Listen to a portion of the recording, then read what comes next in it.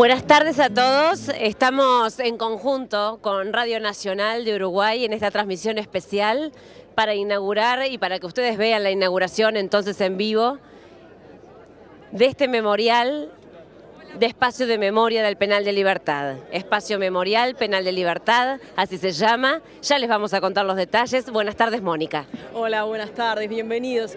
Estamos exactamente en la Ruta 1 con la intersección del 89, en el kilómetro 52-500. Este era el lugar exacto en donde durante muchísimos años, muchísimos familiares bajaban del ómnibus para ir a ver a la gente que estaba en el Penal de Libertad.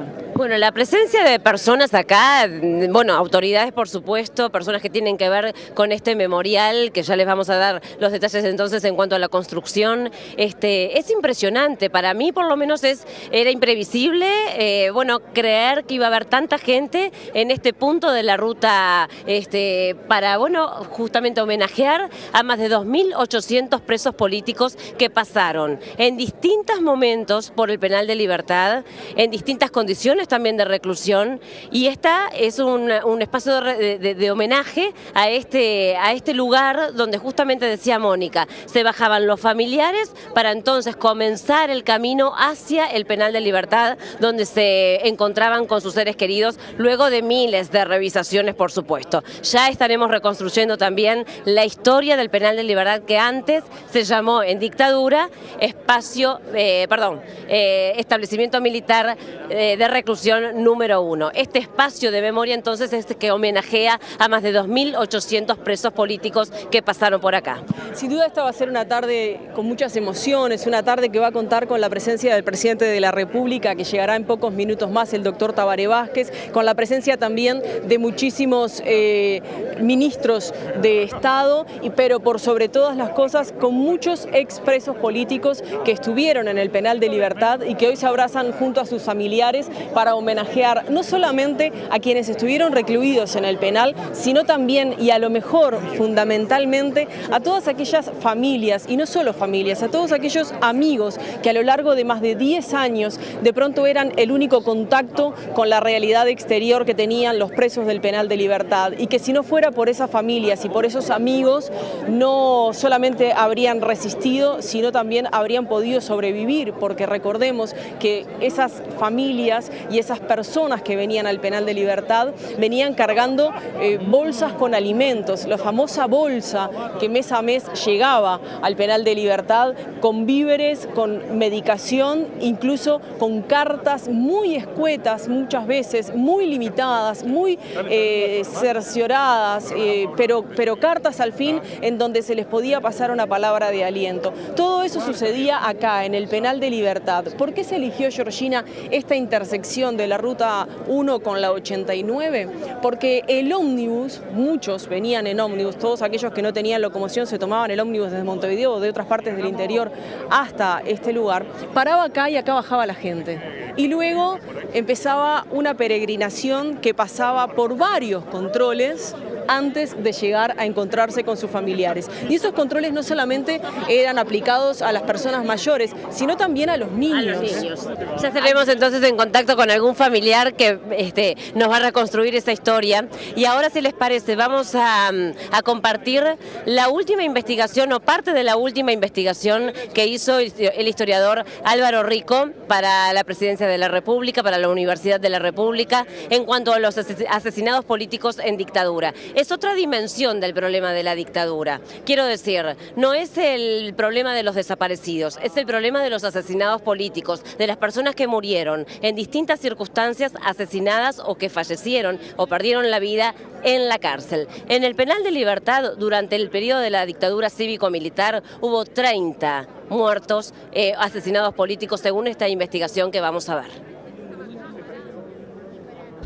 A fines de 2014, el equipo de historiadores de la Facultad de Humanidades, coordinado por Álvaro Rico, presentó una investigación histórica sobre los asesinados políticos por responsabilidad y o aquiescencia del Estado uruguayo.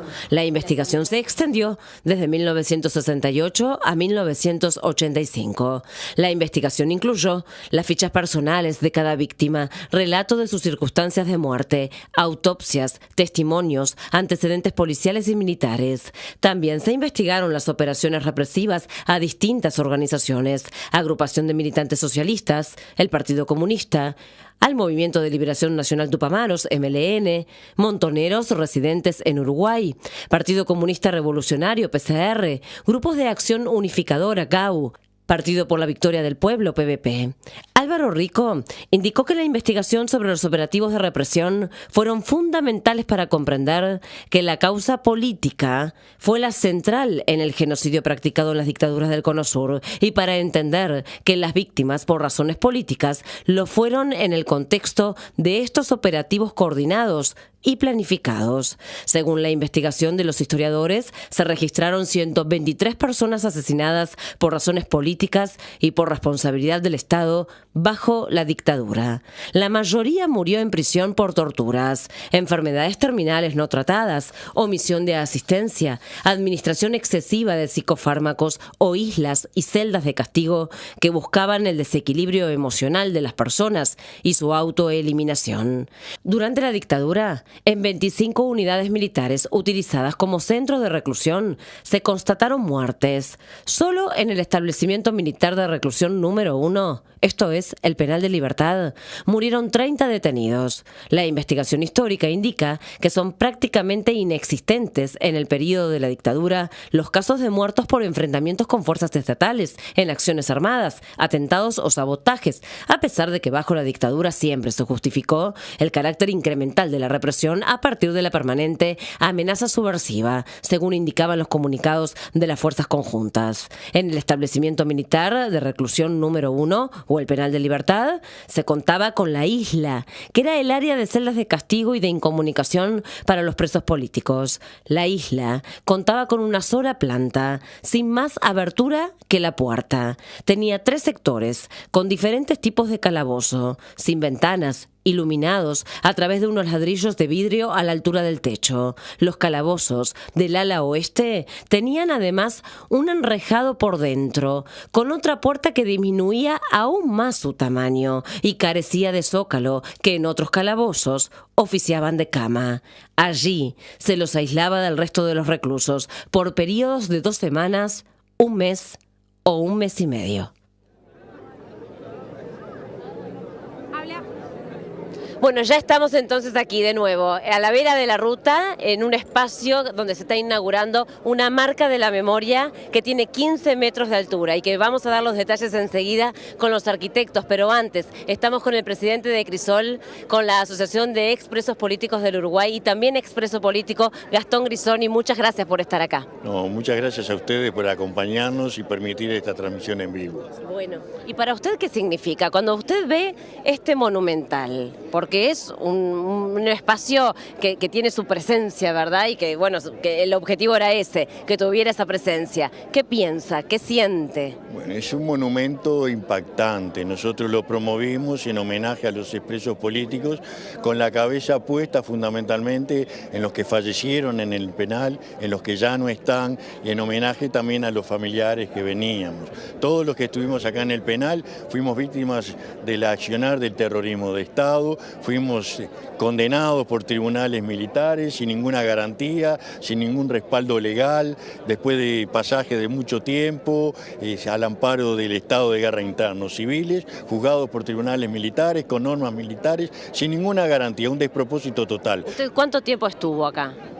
Yo acá estuve poco, estuve 7 años y medio más o menos, pero bueno, el promedio con respecto a otras personas. A otros compañeros que estuvieron más tiempo, desde el punto de vista de las sociedades, claro. Es un doctorado prácticamente, pero bueno, era el precio que se pagaba por luchar por la democracia, por la libertad, por estar haciendo lo que hicieron miles y miles de uruguayos en todo el país. Don Gastón, ¿puede contarnos cómo surge esta idea y cómo llega a plasmarse en este monumento? Bueno, la iniciativa surgió de un grupo de ciudadanos de acá de Libertad, familiares y expresos políticos, que decidieron promover esta iniciativa. Solicitaron el respaldo de Crisol, se lo dimos, se organizó un concurso de proyectos con el apoyo del Ministerio de Educación y Cultura y también con el apoyo del Ministerio de Transporte y Obras Públicas, y bueno, se se designó un jurado, se hizo un llamado público y bueno, es lo que terminó siendo elegido. Bueno, ¿y qué es lo que más recuerda usted del penal de Libertad, de sus 7 años? Yo, el miedo que todos teníamos, pero si quiero rescatar algo que me llega desde el fondo del corazón, muchas gracias a los compañeros de la 1B que me recibieron, eran todos tupas viejos, nos recibieron de una manera increíble a gurises que veníamos de cárcel central, una solidaridad enorme, a todos ellos, muchísimas gracias, se lo merecen. Gastón, el monumento tiene los nombres de los 2.872 presos políticos que pasaron por el penal de Libertad. ¿Cómo se ordenó esa lista de nombres que fue impresa en el monumento y que se puede leer si uno se acerca? El ordenamiento de la llegada al penal.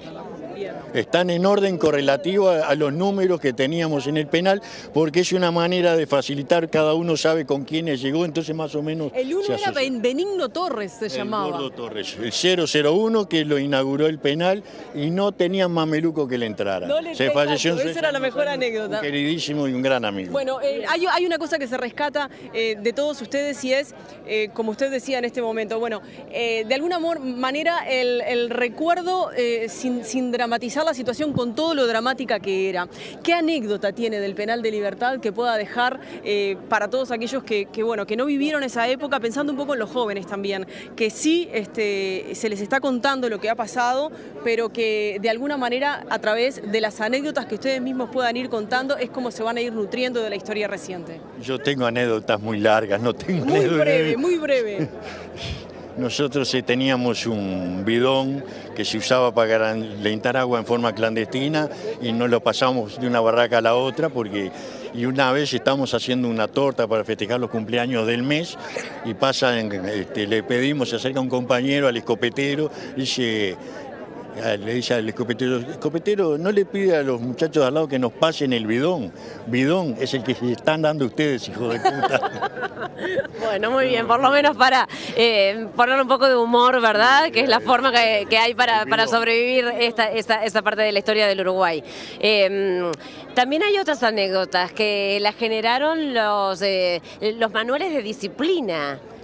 ¿Verdad? Exacto. Que hay oraciones divinas como... Y a los militares les gustaba mucho, por lo menos por lo que yo lo estuve repasando en las últimas horas. Perdón que esté dando la espalda a la cámara. En este momento nos estamos acomodando un poco, pero bueno, en esta transmisión conjunta con Radio Nacional de Uruguay vamos a repasarlo. Ayer estaba recordando ese manual de memoria, de disciplina del penal de Libertad, para justamente retomarlo y de alguna manera recordarlo con ustedes. Las autoridades de la época, a los militares les gustaba mucho el verbo pretender, por lo menos es lo que yo vi. Sí, la sanción más conocida es por encontrarse orinando al entrar el señor oficial a la celda y seguir meando como si fuera la cosa más natural del mundo. Ahí está.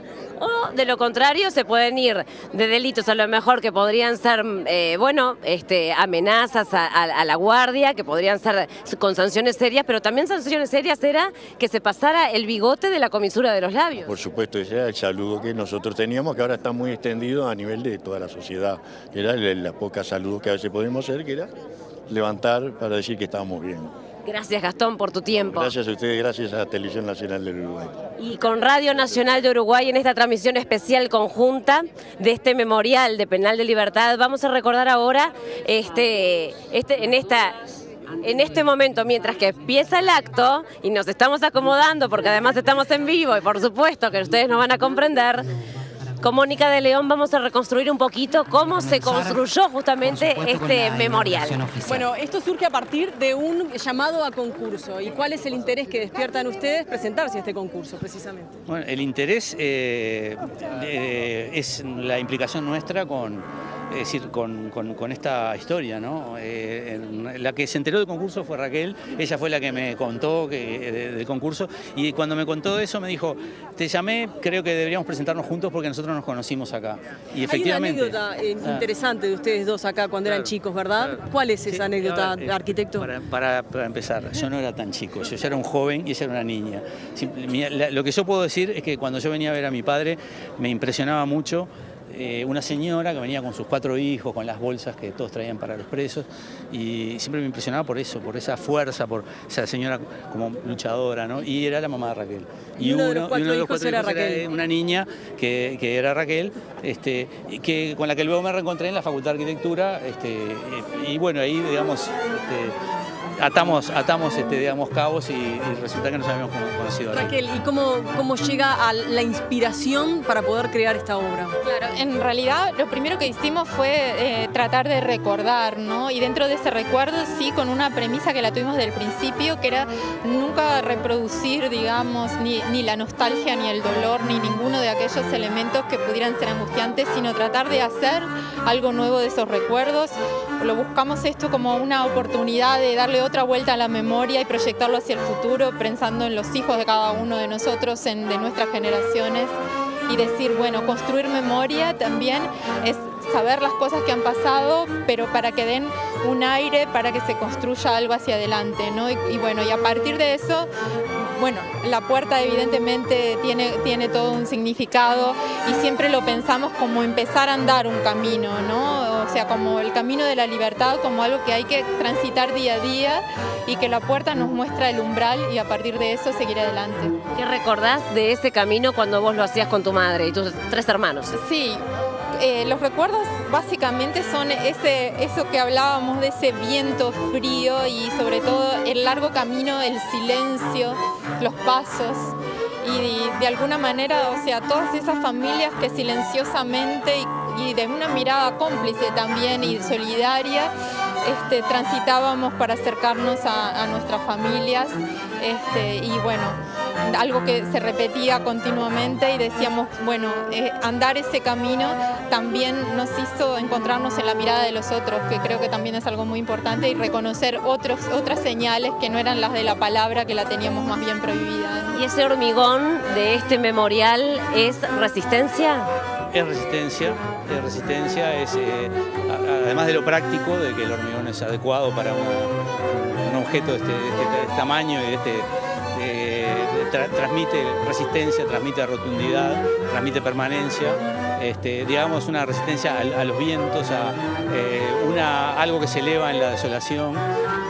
Y bueno, por eso incluso nos gusta la superficie no pareja del hormigón, la rugosidad, las manchas, todo eso nos parece que habla del tiempo. Los parámetros para darle dimensiones a la estructura, ¿cómo toman de referencia este metraje para que se presente tan imponente? Bueno, tiene las proporciones de una puerta común, solo que agrandada, de una puerta común, y las dimensiones fueron un poco a ojo. Un poco de la referencia, tenía que más o menos ser de la altura de los postes de luz, ¿no? Pero en tema como de escala, en relación con el lugar, con la distancia, nos interesaba que a distancia ya se empezase a ver, era importante no solo para el que llegase acá, sino también para el que pasa por la ruta velozmente. Entre las dos cosas, ¿no? Entre no agobiar aquí con una dimensión que pudiera ser demasiado y sí que tenga una presencia como importante. Que se vea de la ruta. Exactamente. Y la verdad que bueno, ver hoy este espacio como de encuentro, de celebración con tanta calidez y con tantas voces y ruido y todo eso, frente a ese silencio que te hablábamos anteriormente, realmente para nosotros es un momento de emoción. De un buen contraste. Exactamente, pero como de mucha alegría de lo compartido y de lo logrado, porque acá estamos, ¿verdad? Entonces eso creo que es lo importante. Más personas de lo previsible, ¿verdad? ¿O no? Bueno, no, para mí sí. Había gente que decía que no, que iba a haber muchísima gente. Yo no lo tenía claro, me parecía que no. Por mi parte, una última pregunta. Este espacio fue pensado no solamente para mostrar esta estructura, sino también como un espacio recreativo. Va a haber una plaza acá. No, es que este espacio es un espacio, no te diría plaza, pero justamente como decía, si bien hoy en todo esto y estamos tantos acá que lo que más se ve es la puerta, aquí hay un camino, hay un banco en el fondo.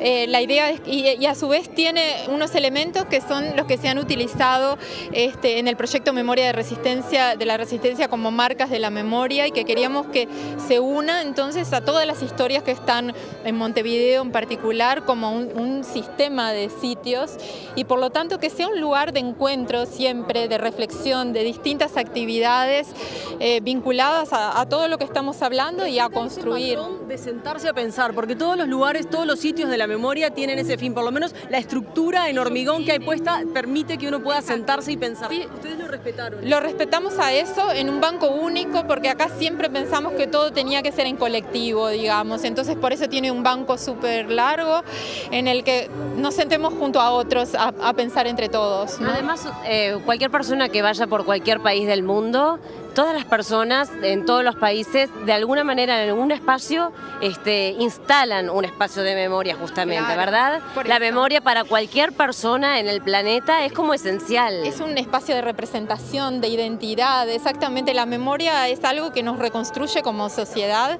y que empieza a mostrar los colectivos, las ideas en común, las historias.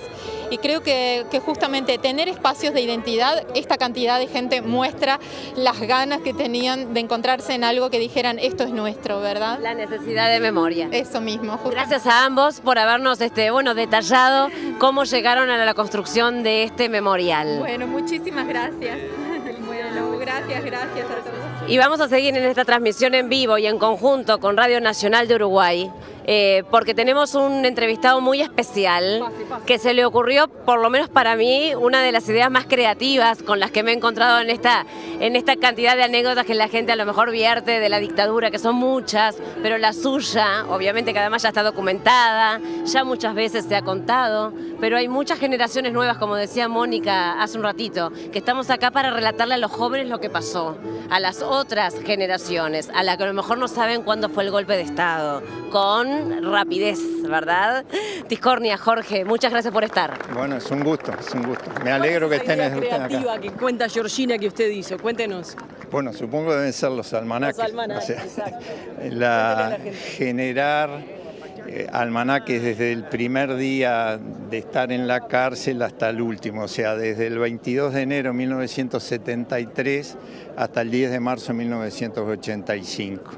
Es una serie de almanaques donde se colocaban los acontecimientos más relevantes del penal y que además, por las condiciones en que estábamos, necesariamente tuvieron que ser ocultados, los tuve que ocultar y hice unos zuecos de madera y los fui ahuecando los zuecos y ahí ponía cada año los almanaques que iba generando ese año. ¿Esos suecos que utilizabas para bañarte y para andar o qué? Exacto, sí, los zuecos que utilizaba solo para ducharme. Iba, me duchaba, volvía con los zuecos y los ensuciaba un poco ahí con tierra, con jabón, y estaban al lado de la puerta, o sea, pasaron desapercibidos siendo lo primero que se veía.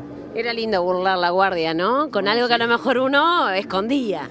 Claro, yo siempre he afirmado que eso es parte de la resistencia, o sea, hacer eso y mantenerlo durante tanto tiempo era justamente resistirse a todo el sistema de opresión.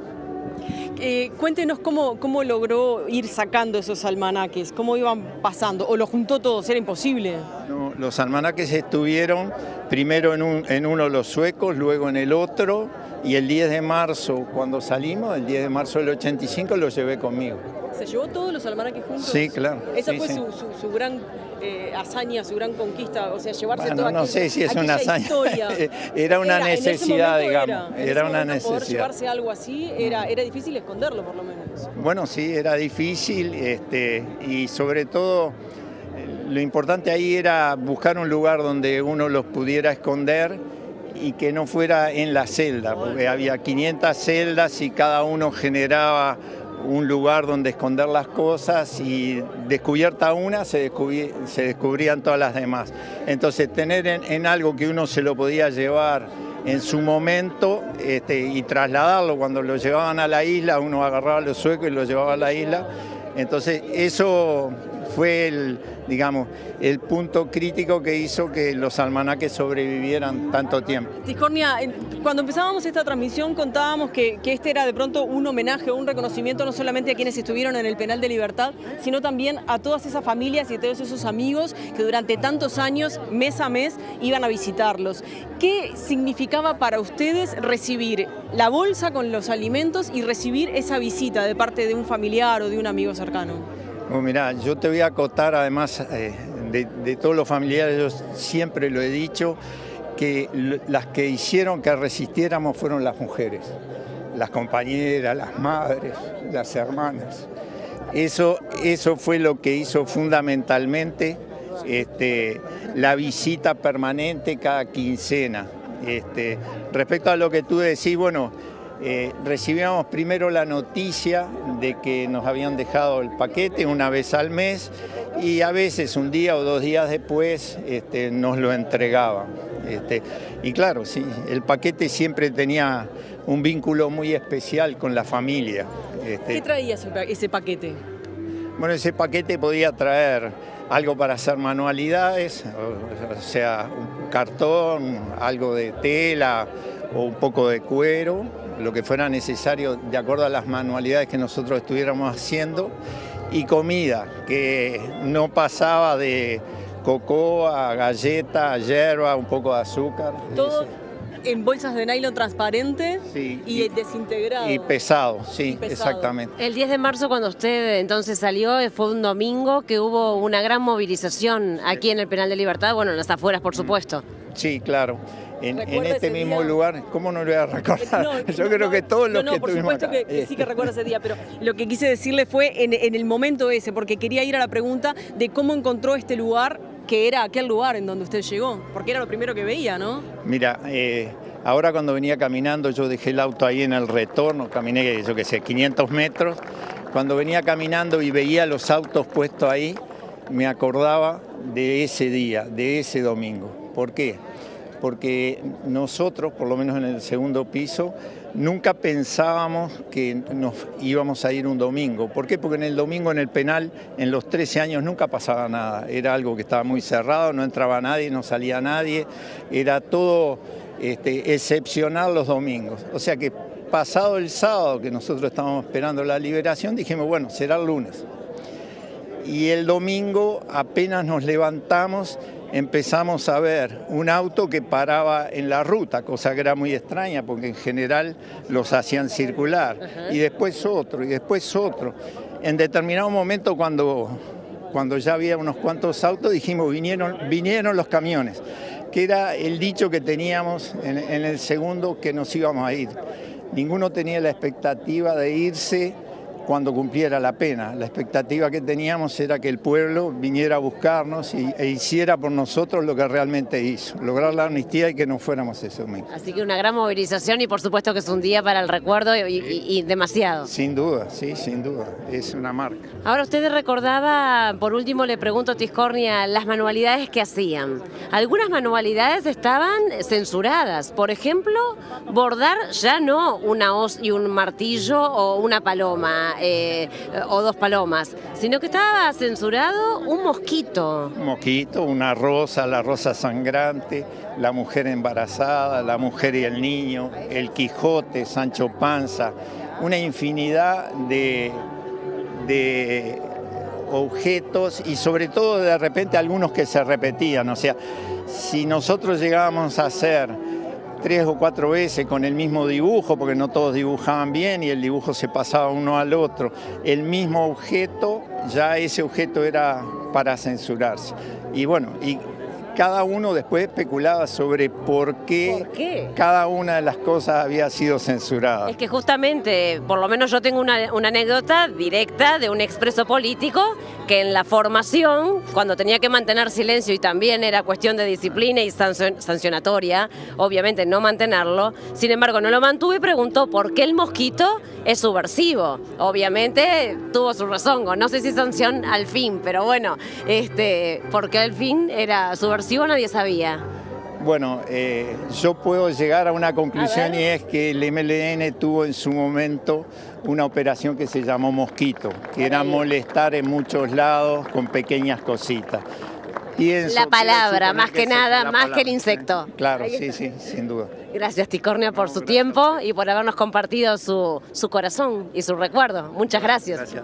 Muchas gracias, un gusto. Seguimos adelante entonces en esta transmisión especial que ya está por llegar el presidente de la República, Tabaré Vázquez, y así va a comenzar entonces este acto formalmente, donde se van a brindar algunas declaraciones, ¿verdad? Sí, el presidente de la República está previsto que esté en los próximos minutos acá con nosotras conversando antes de acercarse a participar de la ceremonia. Va a hacer uso de la palabra la ministra de Educación y Cultura, María Julia Muñoz, y también, como estuvo con nosotros, el presidente de Crisol, Gastón Grisoni, mientras nos está acompañando el grupo Sonantes y está musicalizando esta tarde, y está también la senadora Lucía Topolansky con nosotros, la vicepresidenta de la República, que se acercó hasta aquí para compartir unos segundos.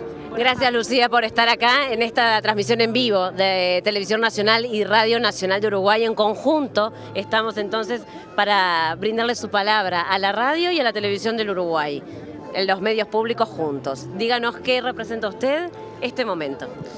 Bueno, hace bastante tiempo que nosotros vinimos poniendo a lo largo del territorio las marcas de la memoria para recordar hechos, situaciones, compañeros. Fue un lugar donde penó mucha gente, y entonces está bueno que se haga un memorial con los nombres de todos los que pasaron por aquí, y sobre todo en perspectiva de los que no vivieron la dictadura. Estamos a más de 30 años de la dictadura, hay gente que nació ya en este periodo y que para ellos es parte de la historia, entonces es bueno que la grafiquen de modo de que nos deje las enseñanzas que todo hecho histórico nos tiene que dejar. Así que para mí es eso, por eso. En general trato de acompañar, no siempre me coinciden los horarios, pero trato de acompañar estos eventos, sobre todo algunos. Está claro. Y gracias por su tiempo, vicepresidenta de la República, Lucía Topolansky. Gracias por entonces compartir lo que es este momento justamente cuando se está por inaugurar formalmente este espacio de memoria. Este espacio de memoria, el presidente de la República ya está saludando a las autoridades y ya va a dar comienzo. Esta ceremonia va a constar de una parte oratoria, de una parte musical, y finalmente va a terminar y con la iluminación del monumento que va a quedar instalado aquí para todos aquellos, como decían los arquitectos, que llegan hasta acá, pero que también pasan por la Ruta 1 y siguen de largo. Les reiteramos, es la Ruta 1 con la intersección de la ruta número 89 a la altura del kilómetro 52.500. Sobre su mano izquierda, si va hacia Colonia, lo va a ver, es enorme, y también puede parar, descansar, tomarse un minuto y reflexionar sobre esta obra arquitectónica. Y nos gustaría mucho entrevistar a Gabriel Mazarovich, que es como niño que venía a visitar a su padre, ¿verdad? Y a mí me gustaría recordar con él mínimamente lo que te venga a la cabeza de este lugar.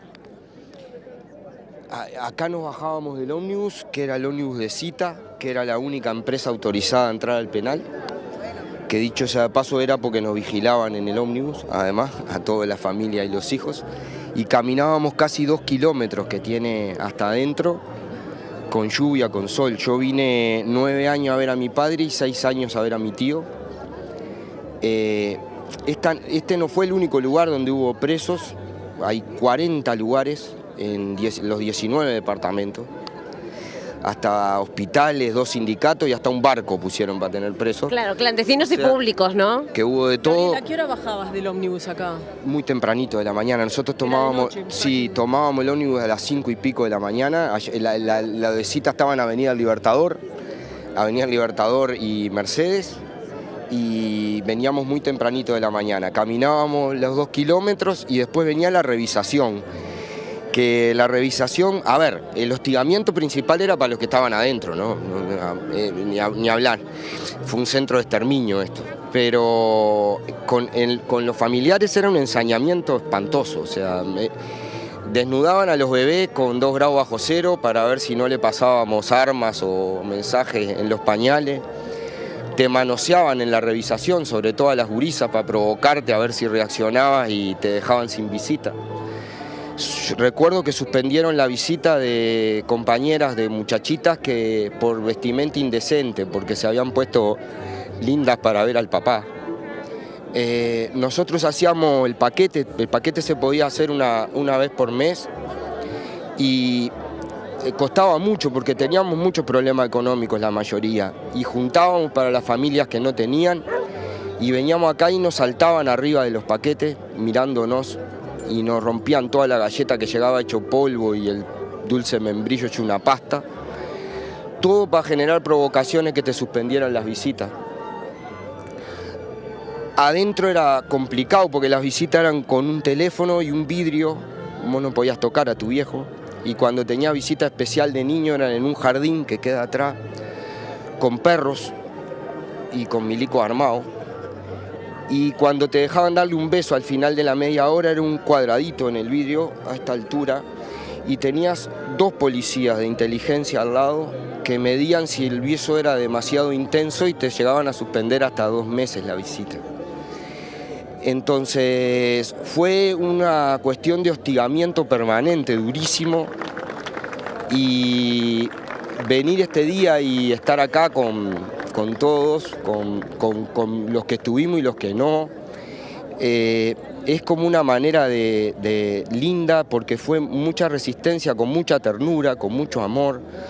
Acá venían gurises que tenían a su madre presa en Punta Rieles y nosotros, como eran muy chiquitos, los cuidábamos, los volvíamos a vestir, les cantábamos canciones en el ómnibus para que no estuvieran tan tristes y tan solitos.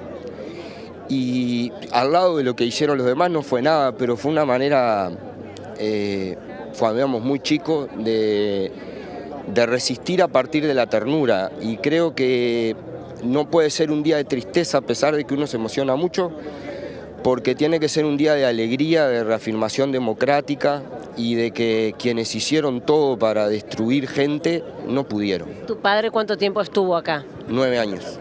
O sea que viniste a los 9 años. Sí, salvo la parte que me tocó estar preso a mí, pero no acá, porque yo era menor y estuve en inteligencia de la policía y en una dependencia del Consejo del Niño. Del Consejo del Niño, ahí está. Bueno, ¿por repartir volantes o alguna cosa? Sí, por repartir volantes contra el golpe de Estado un 27 de junio. Típico, a esa edad. Sí. Bueno, muchas gracias, Mazarovich, por haber estado en este momento. Por transmitir esto. Muchas gracias. Gracias a vos por transmitirnos tu recuerdo. Tu experiencia, un gusto. Tu experiencia, exactamente.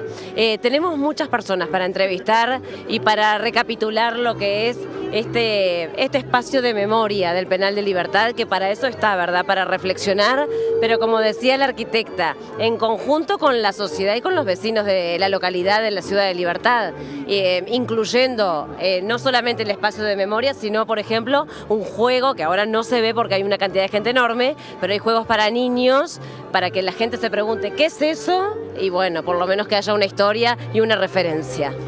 Bueno, entre las cosas que tenemos para contarles es también la presencia de las autoridades. Desde aquí podemos ver a la ministra de Vivienda, Ordenamiento Territorial y Medio Ambiente, Neida de León, al ministro de Transporte, Víctor Rossi, a la ministra de Turismo, Lilian Quechichian, al director de la OPP, Álvaro García, presidente y vicepresidenta de la República, por supuesto. Hay muchas anécdotas se acercan con Juan Castillo. En algún momento nos va a decir qué le parece este memorial, ¿verdad? Removedor por sobre todas las cosas, ¿no? Lo hemos visto, compartido, estamos dándole un abrazo a las compañeras, a los compañeros, a los que estuvieron ahí adentro y a los que tenían que venir a ver a los que están ahí adentro, ¿no? Hijos, compañeras, hijos, yo veo que reina la emoción por sobre todas las cosas, está en el ambiente. Y qué buena cosa que nosotros podamos tener esto acá como símbolo de lo que no queremos que ocurra nunca más en nuestro país. Porque tal vez con mucha justicia hay niños, adolescentes que no saben qué pasaba en el Penal de Libertad, que no saben lo que se vio en el Uruguay hace 30, 40 años atrás. y cuando paren por acá y pregunten qué es esto, y ahí vamos a tener que explicarle. Y entonces eso va a ser una verdadera operación memoria que hay que recuperar siempre. Juan, contanos un poquito cuál es el sentir del público en general. Nosotros estamos acá como un poco aisladas de la realidad y nos gustaría saber para todo el Uruguay que se está transmitiendo, bueno, qué es lo que está diciendo la gente que va llegando acá, qué opina del monumento, cómo se siente. No, sobre todas las cosas está haciendo entre otras cosas, es un momento de reencuentro, sí. Vos ves a los compañeros que se están llamando por los números, una cosa a mí me está haciendo muy chocante, muy duro. Al lado mío se encuentran los compañeros y se dice yo era el número tanto y yo era el número tanto, y todos van a buscarse allí, se están todos buscando ahí. Es increíble, algunos vienen y me dicen ya vi mi nombre, ya está mi nombre allí, y es una forma de reconocerse, ¿no? En esa, de dejar de ser un número, de reconocerse en la pelea y de que la población sepa que hay héroes anónimos, que hay hombres, que hay compañeros, que hay mujeres que hicieron mucho para que nosotros podamos vivir en democracia y que para algunos podamos levantar nuestra opinión, nuestra voz, aunque sea discrepante. Otros tuvieron que pasar más de una década sufriendo torturas de todo tipo ahí adentro. Entonces es una jornada muy fuerte. Hay unas modificaciones que se están pidiendo a la ley de reparación de los expresos políticos. Sí, hay varios. Nosotros en el Senado hoy tratamos incluso una ley para que se haga ley el tema de los sitios, las marcas de la memoria. Lamentablemente no pudimos aprobarla hoy por una cuestión de discrepancias partidarias allí, pero yo creo que capaz que todo esto, todo lo que va a ser esta semana con esta actividad del 20 de mayo con la marcha, con esa jornada, con recordar también a otros que han caído, bueno, tal vez para nosotros nos permita a todos los compatriotas, no importa de qué partido político, pero que amamos la democracia y las libertades públicas, bueno, facilitar el camino. Nosotros tenemos tiempo para las diferencias políticas, seguro que tenemos el derecho a opinar. ¿En qué residen las diferencias políticas, por lo menos en las que se pueden llegar a relatar acá ahora, escuetamente? Mira, en el caso de Sitio de la Memoria se aprobó con alguna modificación en diputados por mayoría, se cambió la palabra donde decía ciudadanos uruguayos por personas, porque no solamente fueron ciudadanos uruguayos los torturados y los presos, también hay de Argentina, de Chile, de Brasil, y entonces esto lo ampliaba un poquitito más. Pero eso generó alguna división, algún otro tipo de debate y preferimos nosotros tener la paciencia de otorgarle a la oposición una semana más de plazo para que sea con... No es lo mismo que una ley se vote con la unanimidad de los sectores representados en el Parlamento que sea por mayoría. Y bueno, me parece que un gesto puede traer otro. Nosotros, en todo caso, la tolerancia es bien importante para esto. Bien, Juan Castillo, gracias por haber estado en la transmisión conjunta de Radio Nacional de Uruguay y Televisión Nacional de Uruguay. Yo tengo algunos números para relatarles. A ver. Las organizaciones clandestinas de resistencia de la dictadura o a la dictadura, políticas y sociales, denunciaron en los años 80 que entre 10.000 y 11.000 personas, uruguayos y uruguayas, durante distintos periodos de tiempo en la dictadura, en diferentes modalidades de detención, en diferentes lugares, establecimientos de las Fuerzas Armadas, dependencias policiales, centros clandestinos de detención, fueron prisioneros políticos. A ver, blanqueados hay unos 6.000. Es decir, las autoridades cuentan 6.000 personas como la totalidad de los presos o expresos políticos durante la dictadura. Pero en realidad la cuenta que se saca es superior a 6.000 y superan los 10.000 entonces las personas que fueron condenadas o que pasaron por la justicia militar o no, las que estuvieron detenidas y recluidas en forma clandestina o de forma pública, como pasaba acá en el Penal de Libertad, que era otra la condición de preso en general en el Penal de Libertad, aunque reiteramos, hubo personas muertas, asesinadas políticas aquí mismo en el Penal de Libertad, 30 personas en todo el periodo de la dictadura según esa investigación histórica. El año 1985 por supuesto que fue muy especial, luego de asumir el primer gobierno democrático de Julio María Sanguinetti, se votó el 8 de marzo, como lo decíamos al comienzo de esta transmisión conjunta, en el Parlamento la denominada Ley de Pacificación Nacional.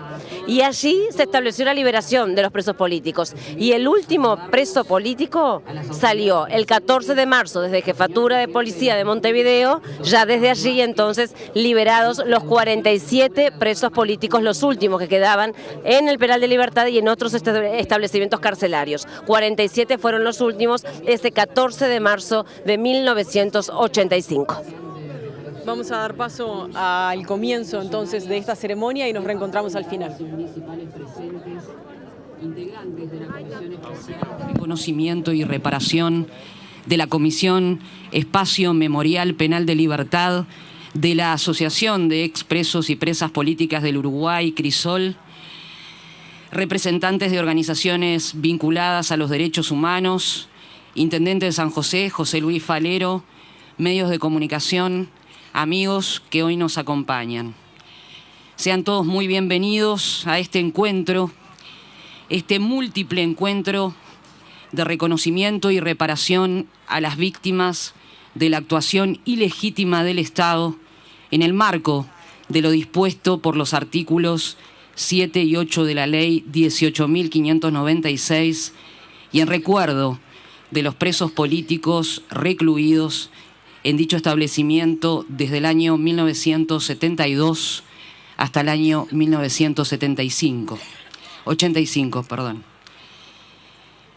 Con la instalación de una placa, con la inauguración y declaración de este sitio público como espacio memorial penal de libertad, hoy se abre un nuevo portal, se inaugura el espacio Memorial Penal de Libertad, espacio de homenaje a los expresos que allí estuvieron y a los que en ese lugar dejaron su vida, a sus familiares que también están aquí, a los habitantes de la ciudad de Libertad que por su proximidad con el penal sufrieron durante el terrorismo de Estado la ocupación de la llamada zona de guerra, viviendo un estricto control de los militares y permanentes atropellos a sus derechos. A todas y todos, bienvenidos para llevar adelante este espacio, este portal entreabierto de concreto de 15 metros de altura que lleva los nombres de los presos políticos que pasaron por el penal. Ustedes saben que se hizo un llamado a concurso de proyectos de memorial. Aprovechamos entonces también para saludar a los integrantes del jurado y a los arquitectos responsables de esta propuesta, la propuesta ganadora, Raquel Lestreger, Javier Olascuaga.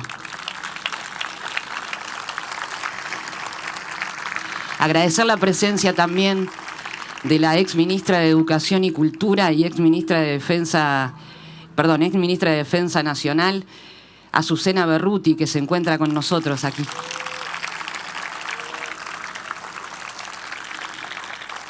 Y antes de dar inicio a esta actividad, invitándolos obviamente a entonar el himno nacional, agradecer a la gente de Crisol que me permite estar aquí presente. Yo soy de la generación de los hijos de los presos, hijos de los desaparecidos, hijos de los asesinados, hijos de los exiliados. Por ahí tengo varios compañeros periodistas, también hijos, que hoy vienen como hijos y no a trabajar, así que muchas gracias.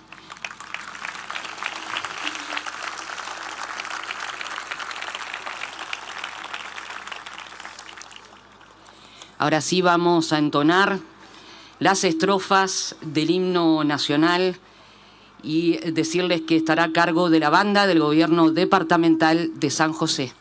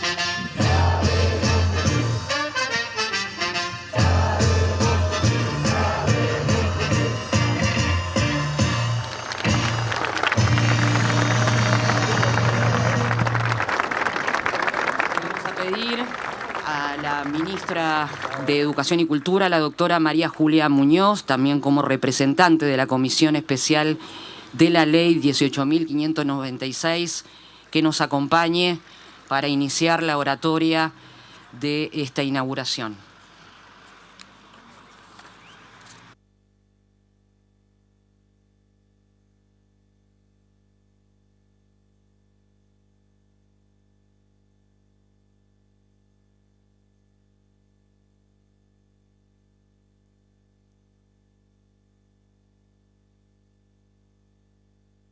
Presidente de la República, doctor Tabaré Vázquez, señor Intendente de San José, doctor Falero, señor Intendente de Montevideo, ingeniero Daniel Martínez, señor Intendente de Canelones, Yamandú Orsi, se me pusieron en fila los intendentes, por lo que me quedó más fácil. Compañeras y compañeros del Consejo de Ministros, realmente es un día muy especial. Es un día por el que caminamos buscando compañeros que salían, es un día donde todos ustedes caminaron para salir, los llevaron para entrar. El propio presidente de la República hizo este camino también por la familia, por lo tanto, es un día que realmente nos llena de emoción y que pensamos que ese 1 de diciembre de 2016, cuando el jurado integrado por el arquitecto Mariano Arana, el ingeniero Luis Lazo y el profesor Javier Alonso, al que se sumó el constructor Jorge Tiscornia como jurado elegido por los concursantes, eligió la propuesta de la arquitecta Raquel Lestreger y el arquitecto Javier Olascuaga para este espacio que hoy estábamos inaugurando, estaban tomando una decisión cuya perspicacia hoy estamos apreciando. Como en tantas otras cosas, también en la concreción de esta iniciativa debe destacarse la tenacidad de Crisol y su lucha incesante por la verdad, la memoria y la justicia. No me voy a detener en tecnicismos sobre los que seguramente Mariano lo diría con mayor precisión, pero en realidad la nitidez volumétrica, la legibilidad expresiva y metafórica fueron algunos de los rasgos distintivos que movieron a la determinación del jurado. En esta obra hay sobriedad de recursos y resonancias connotativas, y es en esa simple y compleja combinación donde radica su fuerza expresiva. Una fuerza tranquila, diría yo, aunque los términos fuerza y tranquila suenen en apariencia contradictorios. Austeridad, despojo, no habría nunca sobrecarga o acumulación posible que sea suficiente para representar la dimensión de esta tragedia, de la tragedia que se vivió en esta ciudad, en este entorno y en este penal. El arte en este tipo de intervenciones es una verdadera llama votiva encendida para arrojar un destello de luz que ilumine a las nuevas generaciones sobre la insanía y el horror que las tiranías traen consigo. Una alerta, un llamado a estar atentos y conscientes para poder detener en etapas tempranas toda tentativa de avasallamiento, toda prédica que denigre la dignidad humana. El tiempo pasa y en solo 5 años estaremos conmemorando los 50 años del comienzo formal y declarado del período más aciago de la historia del Uruguay, el golpe de Estado iniciado con la disolución del Parlamento el 27 de junio de 1973. Contrariamente a la idea consolidada a veces por imaginarios de un Uruguay fácil y apacible, feliz, Suiza de América, ya Artigas describía el Congreso de Abril: cenizas y ruinas, sangre y desolación. He ahí el cuadro de la banda oriental y el precio costoso de su regeneración. Más tarde William Hudson describiría la nuestra como la tierra purpúrea, tierra teñida de rojo por tanta sangre derramada en las guerras civiles que trajeron tanta discordia y encono entre los orientales. Pero esto que hoy nos convoca fue otra cosa, distinto, diferente, de otra naturaleza. Aquí no hubo guerra. Aquí hubo mujeres y hombres desarmados que fueron perseguidos con crueldad, con prepotencia, con saña, por luchar por sus ideas. Aquí hubo terrorismo de Estado, el más deleznable de los crímenes. Esto sí constituyó una inflexión inédita en la historia del Uruguay e hizo un daño de inmensas proporciones cuyas secuelas aún hoy perduran. Como los sobrevivientes del genocidio armenio o del holocausto del pueblo judío, los sobrevivientes de esta ciaga peripecia acontecida adentro de este recinto de confinamiento tienen un doble deber.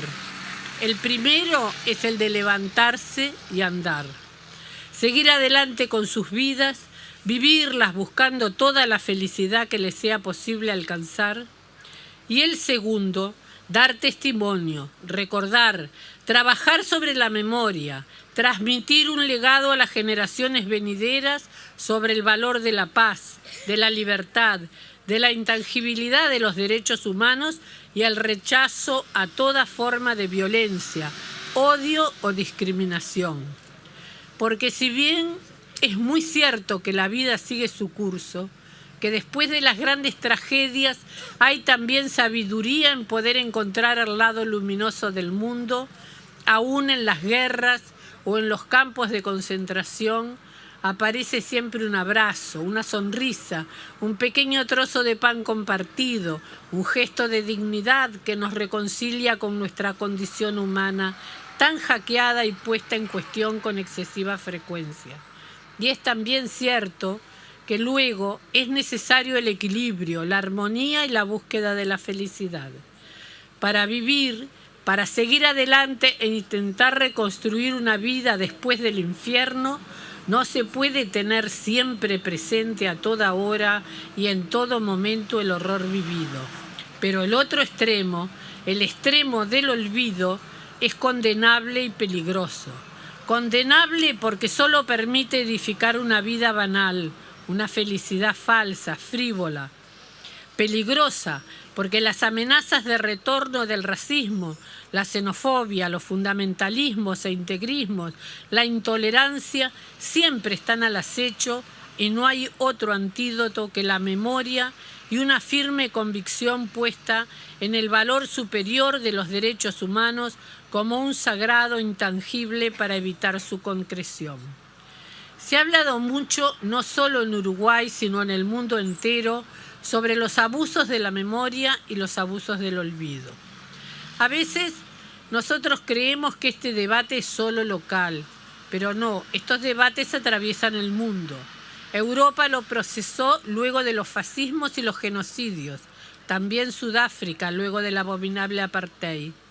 ¿Cómo reconstruir un país, restañar las heridas y construir un futuro compartido entre todos después de tales acontecimientos?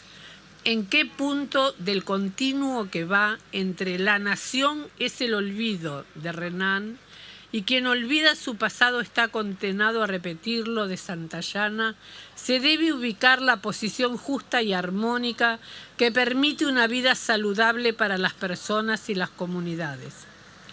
Creo que el Uruguay no está enfermo de memoria como algunos pretenden y es, sin embargo, aún hoy muy grande el olvido.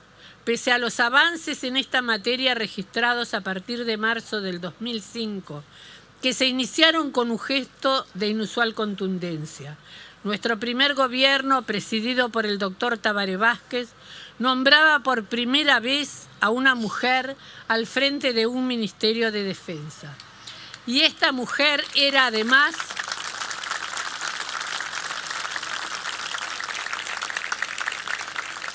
una mujer que en tiempos de dictadura había trabajado en forma valiente e incesante como abogada defensora de presas y presos políticos, muchos de ellos confinados precisamente en este penal. Mi homenaje en este instante a la doctora Azucena Berruti, mi maestra.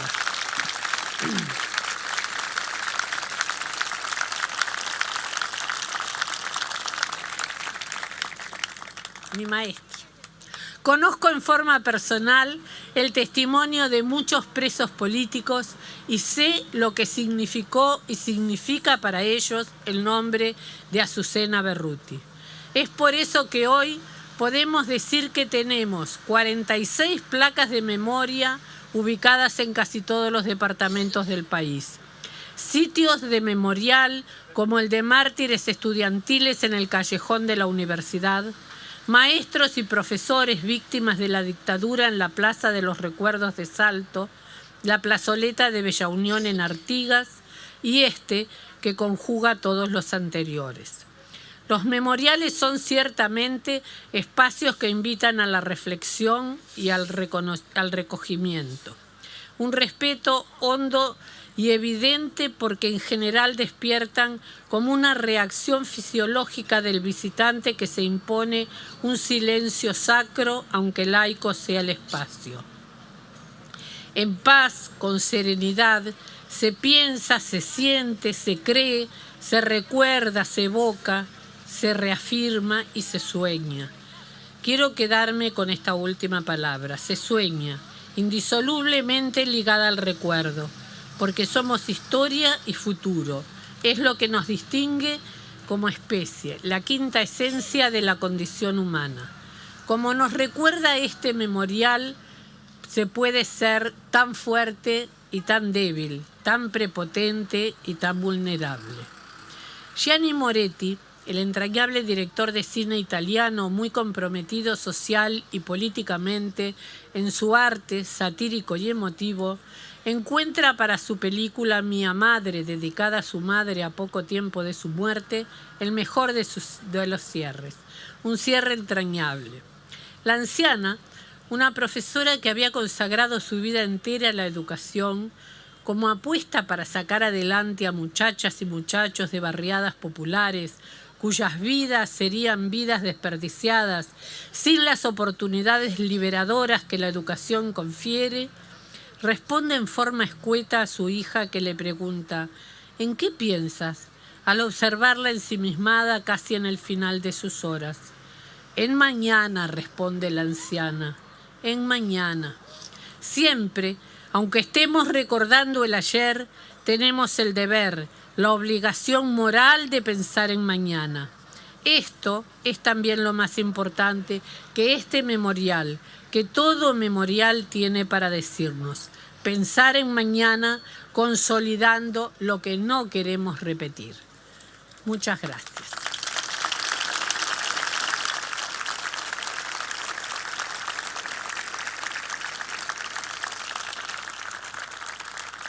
Quisiera pedirles ahora, en homenaje a Azucena, que no la podemos dejar más tiempo por el frío, que se prenda la puerta para que la podamos disfrutar, y al presidente, que tiene otras obligaciones por las cuales debe retirarse. Muchas gracias.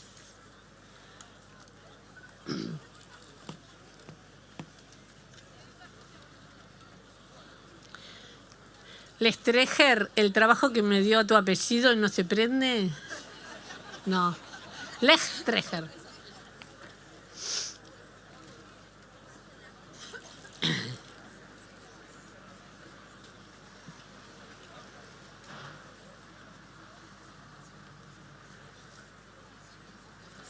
Un problema con la UTE. Aplaudimos. Casa Blanca. Muy bien. Más tarde se va a apreciar mejor. Perfecto, muy bien. Casa Blanca, todo tuyo, mi amor. Muchas gracias, ministra. Gracias a ti.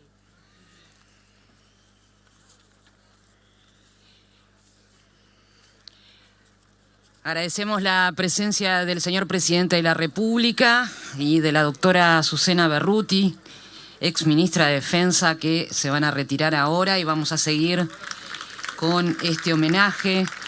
Decirles también que para nosotros, los periodistas de los medios públicos, es un honor estar transmitiendo en directo por la televisión pública y las radios públicas este acto.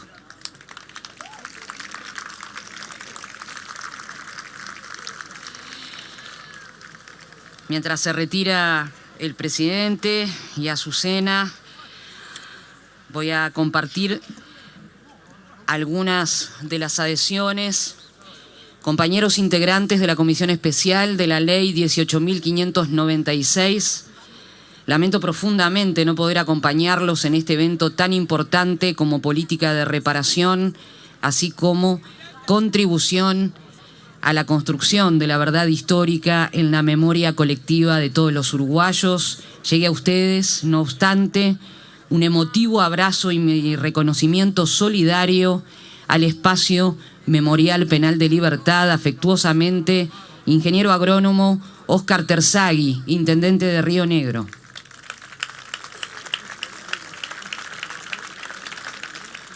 Compañeros organizadores del acto, por su intermedio queremos hacer a vuestras instituciones nuestro fraternal saludo y plena adhesión a la creación del espacio memorial.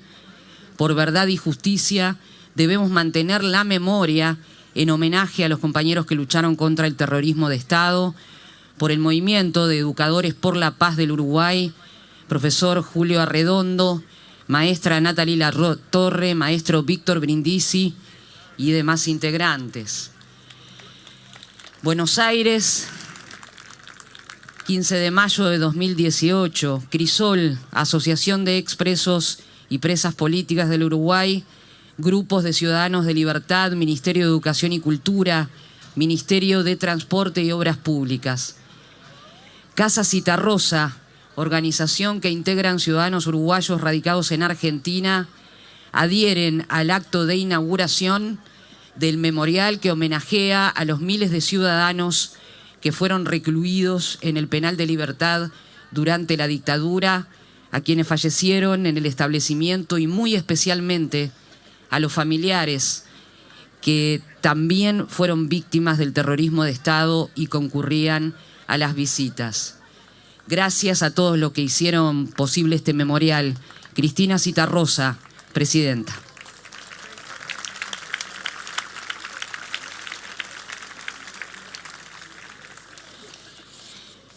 Ahora le voy a pedir al señor Osvaldo Espinosa, representante del espacio Memorial Penal de Libertad, que nos acompañe en el escenario.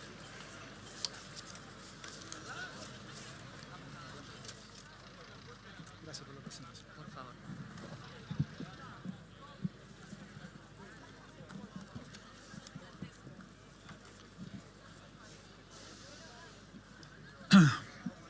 Buenas tardes. Señor Presidente de la República, autoridades nacionales, departamentales, vecinas y vecinos, hoy tengo el honor de representar a la Comisión Pro Memorial en este acto que nos llena de emoción. Este documento, que fue precedido por un largo camino recorrido por nuestro comité Héctor Vinelli, cuyo nombre homenajea precisamente a un expreso político que desde hace muchos años, con el trabajo y el esfuerzo de compañeras y compañeros, junto a organizaciones como Crisol, movimiento sindical a la cual pertenecemos, y otras comprometidas con la causa de recuperar la memoria histórica de nuestro pueblo, se pudo concretar tan brillantemente. Agradecemos desde ya a todos los que, retomando esta idea, asociaciones y organismos oficiales han hecho posible este proyecto. Hoy estamos aquí para homenajear a los miles de hombres y mujeres, más de 7.000 ciudadanos que estuvieron recluidos, sufriendo prisión y torturas en este y otros lugares del país.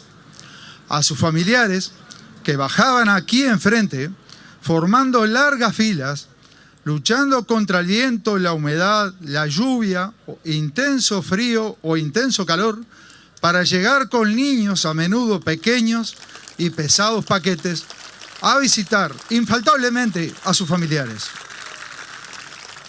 En el penal, cuyo nombre en sí mismo es una contradicción, los esperaban otro tipo de hostilidades más personales.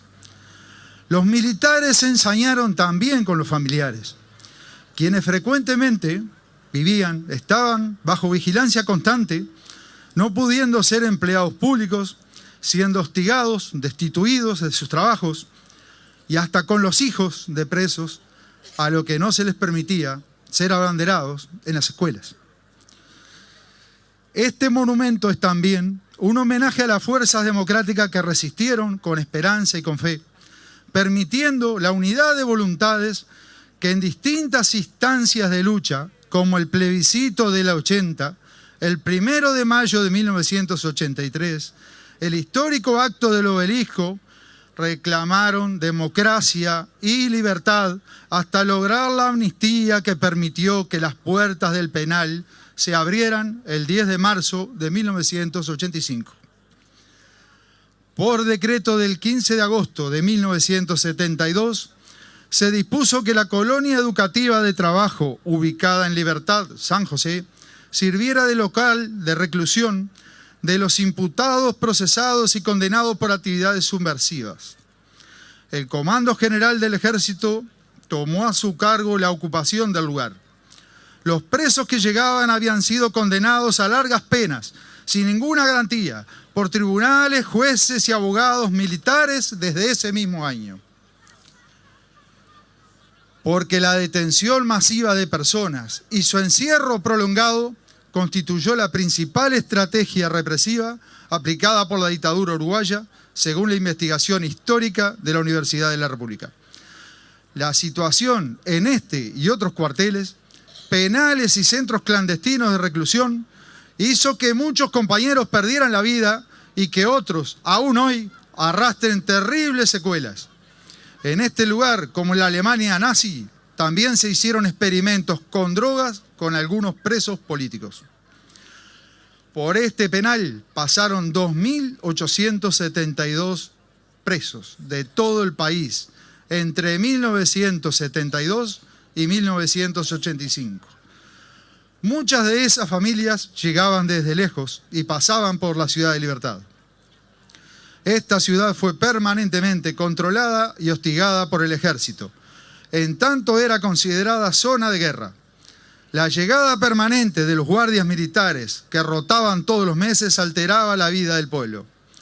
Hoy solicitamos que este establecimiento sea destinado a un centro educativo de alto nivel técnico y o universitario.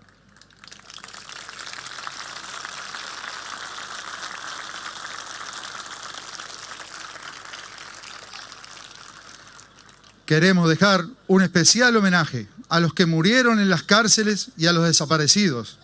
Y agradecemos a familiares y la coordinadora que nos trajeron sus fotos.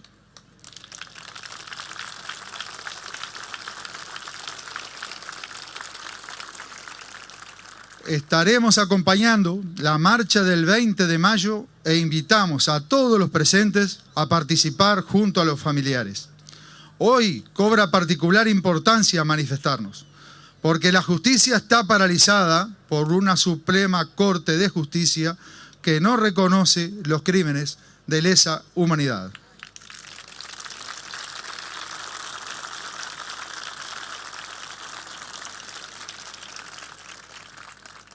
Este memorial deberá servir además para reafirmar en las futuras generaciones la memoria de un período de nuestra historia que no debe repetirse nunca más. A más de 30 años de salida de la dictadura, para profundizar la democracia, decimos que la falta de verdad y justicia en el tema de los derechos humanos es inaceptable. Muchas gracias.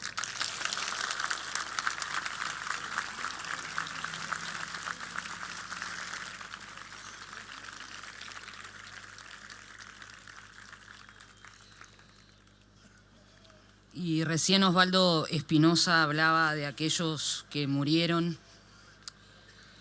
Vamos a nombrarlos. Jorge Washington Leivas Puy. Washington Mario Jiménez Jiménez. José Enrique Campal Neves. Roberto Omar Barbeito Felipone. Horacio Darío Ramos Bentancur. Rodolfo Aníbal Fernández Cunio. Óscar Héctor Bernati Benner. Ariel Omar Oser Amí Molina. Yamandú José Rodríguez Olariaga. Marcelino García Castro. Hugo Rodolfo Castro Espina. Víctor Hugo Padilla Chagas. Mirto René Perdomo Sosa. Miguel Ángel Goitiño Arigón. Manuel Toledo Brum. Ángel María Yoldi Arciet. Julio Omar Viera Bustelo. Edgar Francisco Sosa Cabrera. Victorio Óscar Méndez Vidal. Rubens Porteiro Pérez. Jorge Antonio Davo Revelo. Emilio Fernández Doldán. Luis Alberto Piterle Lambach. Miguel Almeida Molina. Edmundo Ángel Rovira Sauro. Gerardo Cuesta Vila. Rodolfo Abel de Mate Mulataler. Rubén Vicente Martínez Adiego. Roberto Rivero Morales.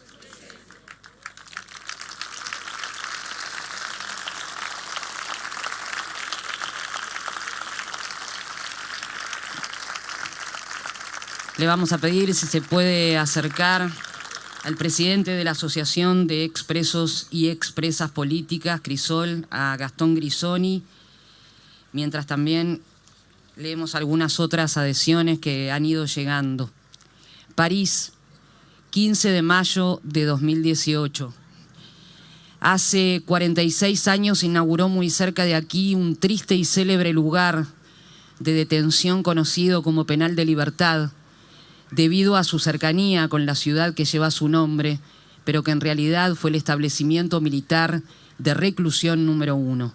Un lugar de encierro, de hacinamiento y vejámenes para miles de uruguayos que hayan permanecido presos durante muchos años o simplemente transitado, que sufrieron atropellos, humillaciones, malos tratos y torturas infligidos con el único fin de degradar su salud y avasallar su condición humana.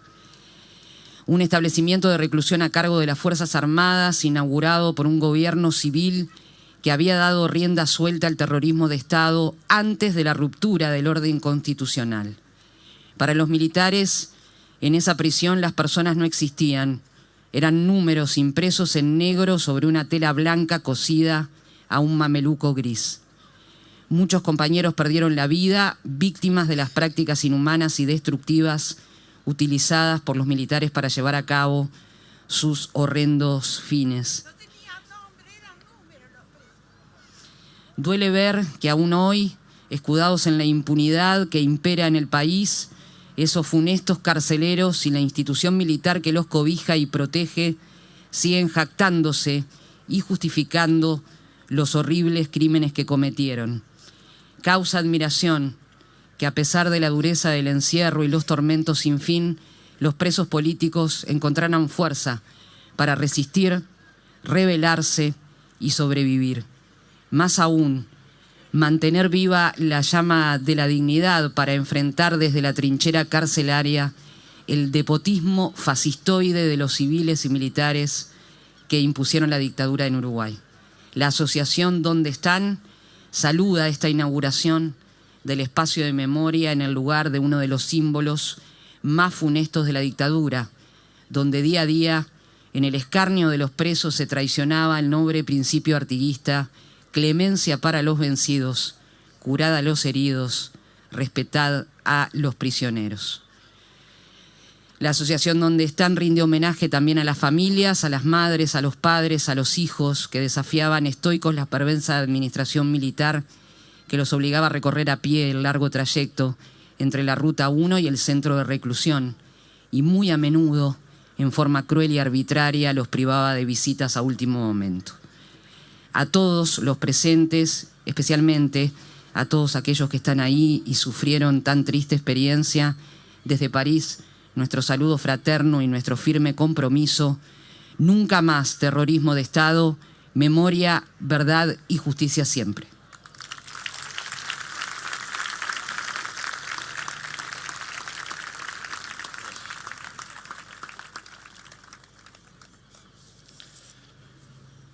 autoridades nacionales, departamentales y municipales, vecinas y vecinos, compañeras y compañeros.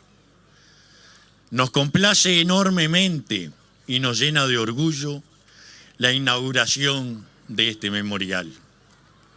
Agradecemos la participación activa de los Ministerios de Transporte y Obras Públicas, del Ministerio de Educación y Cultura, el apoyo brindado por el de Economía y Finanzas, en esta iniciativa surgida de la sociedad civil organizada, de muy difícil concreción, sin la labor incansable de este auténtico compañerazo, nuestro querido ingeniero Luis Lasso.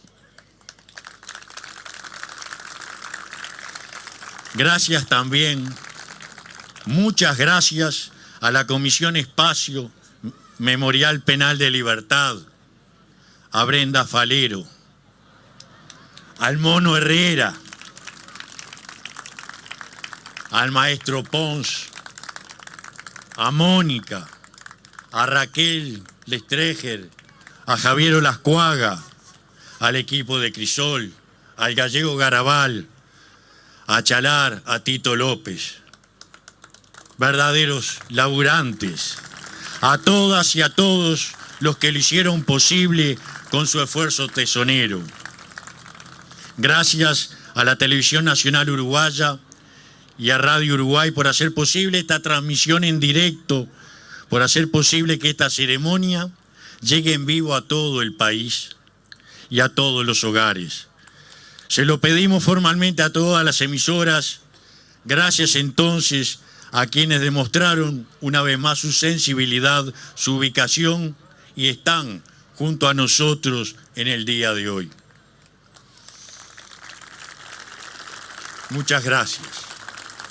Celebramos esta inauguración como un logro en el camino de que el Estado uruguayo asuma sus obligaciones, las que marcan las disposiciones constitucionales, las normas de derechos humanos en general y muy especialmente la resolución 60/147 de las Naciones Unidas. Para Crisol, la resolución 60/147 es el instrumento internacional que detalla las obligaciones estatales en instancias cruciales para que hechos dolorosos como el terrorismo de Estado no vuelvan a repetirse. Es el camino ineludible a transitar. Como sobrevivientes del horror, como colectivo organizado, hemos asumido la obligación moral y también judicial de denunciar una y otra vez lo ocurrido, de mantener viva la memoria de los crímenes, de homenajear a las víctimas, de promover el juzgamiento y el castigo penal de los responsables de los mismos. Como lo demuestra la historia, es la única manera de que ello nunca más vuelva a ocurrir. Es responsabilidad de todo el Estado y en este sentido la justicia como poder del Estado debe jugar un papel decisivo y preponderante, especialmente cuando ya no hay obstáculos legales para que ella actúe. Aunque el poder económico, mediático y de los criminales siga operando desde las sombras y desde los centros militares para impedirlo. Es hora de que la justicia cumpla con su cometido y su obligación: investigar, esclarecer, sancionar. Y es hora también de que la Suprema Corte de Justicia y su actual mayoría deje de ser un obstáculo para ello. Es hora. Es hora de que no se compute el tiempo en que estuvo vigente la inconstitucional ley de caducidad a los efectos del cálculo prescripcional de los delitos, de que se reconozca y aplique la sentencia de la Corte Interamericana de Derechos Humanos en el caso Hellman, Es hora de que la Suprema Corte y su actual mayoría acepten, como lo establece toda la normativa internacional, que desde el Tribunal de Nuremberg estos crímenes son de lesa humanidad. Por favor, Suprema Corte, es hora. Es hora también de que se investigue a fondo, con todos los recursos de la investigación criminalística, convocando a los testigos y a todos los presuntos involucrados a declarar en los juzgados, con todas las garantías del debido proceso. ¿Qué pasó con todas y todos los detenidos desaparecidos, nuestros hermanos, por quienes seguimos y seguiremos marchando? Vecinas y vecinos, este memorial es y será un merecido homenaje a los miles de uruguayos que por defender la libertad, la democracia, los sueños de un mundo mejor, fueron condenados por tribunales militares sin garantía de ninguna clase, al amparo del estado de guerra interno que en 1972 transfirió las potestades propias del Poder Judicial a las Fuerzas Armadas. Es un homenaje a esos miles que sufrieron y resistieron, a los que fueron asesinados en él, a los que sobrevivieron y arrastran por ello secuelas de por vida. El penal de Libertad, inaugurado en octubre de 1976, hace 46 años, fue un centro de reclusión con el propósito de destruir política, moral, física y psíquicamente a quienes fueron recluidos en él. Fue también el lugar en el cual se ensañaron y hostigaron a los familiares de los recluidos, a las madres, padres, hermanos y hasta a los hijos, con una crueldad inaudita, que nunca tendrá perdón, porque los crímenes de lesa humanidad son imprescriptibles y no admiten el perdón legal. Se ensañaron con los recluidos, con los familiares y transformaron la zona en un ámbito de terror amenazando a toda la población. Este inmenso memorial será un recordatorio de ello. Para terminar, la dictadura cívico-militar, el terrorismo de Estado, fue un proyecto global e integral de país.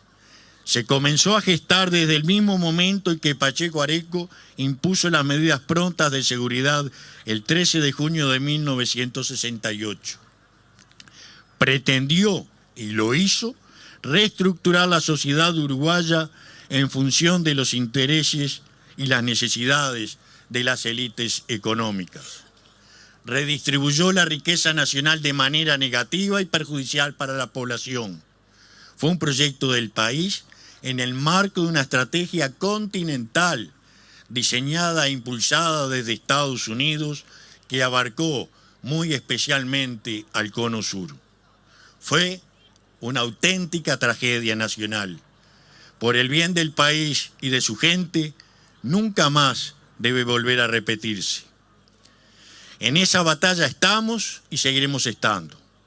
Por eso, este memorial recordatorio y convocante a la acción permanente.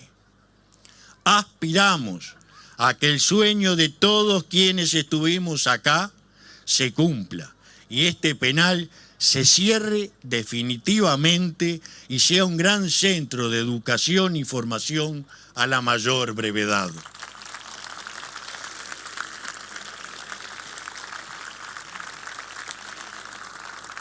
Las normas de derechos humanos que imponen límites a la acción de los funcionarios y agentes del Estado son una conquista de la humanidad y de los pueblos.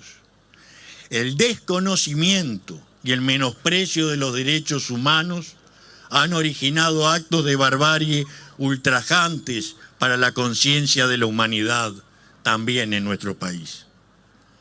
Con el recuerdo de tantas y tantos compañeros que ya no están, que sin embargo permanecen con nosotros, que siguen vivos en nuestros corazones, en la lucha permanente de los que hoy continuamos batallando, redoblando esperanza y coraje, con margaritas de amor y de paz, por los chiquitos que faltan, por los chiquitos que vienen. Uruguayos, nunca más, por verdad, justicia, memoria y reparación, en alto, bien alto nuestras banderas de lucha. Muchas gracias a todos.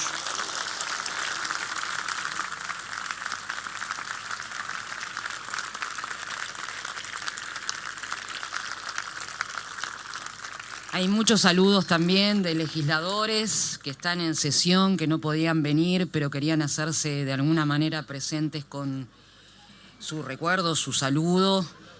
Y del embajador Julio Chirino, embajador de Venezuela, senadores. A 33 años del retorno a la institucionalidad democrática, la inauguración de este memorial es un homenaje a las y los miles de ciudadanos que sin garantías de ningún tipo fueron condenados por la justicia militar y recluidos en condiciones inhumanas y degradantes.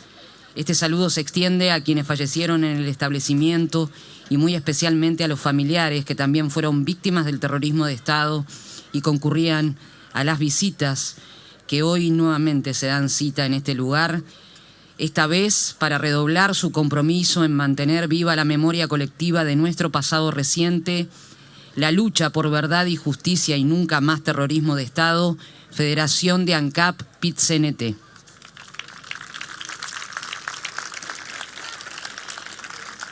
Estimados compañeros, en este día de recuerdo y reconocimiento a nuestros hermanos torturados, muertos y desaparecidos, la FUCBAN, representada por los compañeros que concurren al acto, en honor de memoria de los compañeros, más que nunca reafirmamos el compromiso de luchar hasta vencer, como dice nuestra consigna, y no parar hasta que se haga justicia, porque pueblo que olvida está condenado a repetirlo. FUCBAN.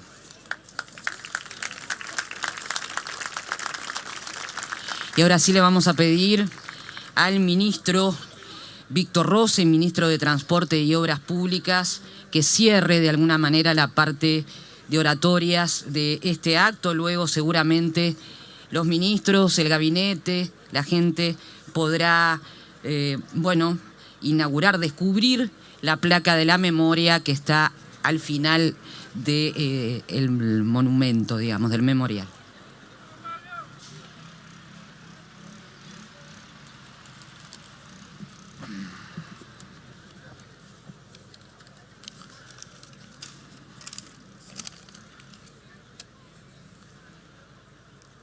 Compañeras, compañeros, autoridades presentes, la verdad es que sabíamos que teníamos que venir a esta instancia, que era la inauguración de esta obra que resultaba muy importante para nosotros personalmente, en lo afectivo. Sabíamos del esfuerzo que muchos habían realizado para empecinadamente concretar esta obra de modo que se distinguiera entre esta zona, esta esquina tan particular. Sabíamos que de los proyectos que se habían presentado se destacaba claramente esta imagen de la puerta siempre abierta y ese camino largo que todos recorremos en la vida. Pero la verdad que al llegar, al ver este verdadero cabildo abierto, esta multitud, al reconocer en la multitud tantas caras conocidas, tantos compañeros, al reencontrarnos con una catarata de recuerdos, de anécdotas, de emociones, de momentos difíciles, de momentos donde aparece la solidaridad humana en toda su dimensión. La verdad es que he sentido una emoción que tal vez por viejo me cuesta superar. La emoción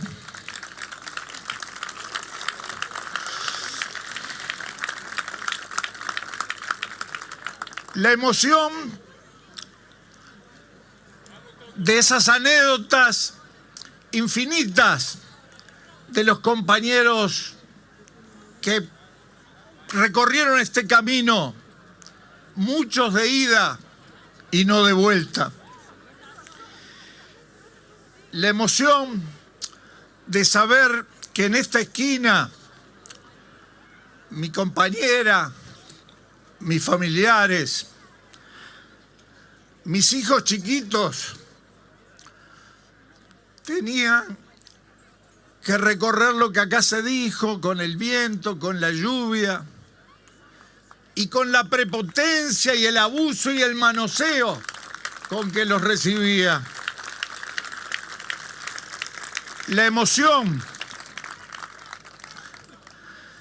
de las incertidumbres cuando nosotros mismos pasamos por primera vez por esta esquina, rumbo a donde no conocíamos.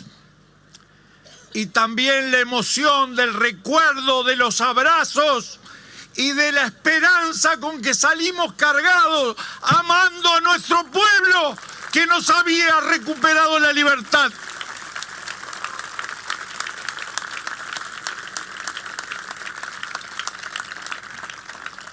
Por eso, para mí, realmente es un privilegio que me haya invitado quienes trabajaron por concretar esta magnífica idea y por instalar la memoria acá, materialmente, que me hayan invitado a participar en el acto y hacer uso de la palabra y decir ninguna novedad, simplemente compartir con ustedes algunas reflexiones y algunos pensamientos.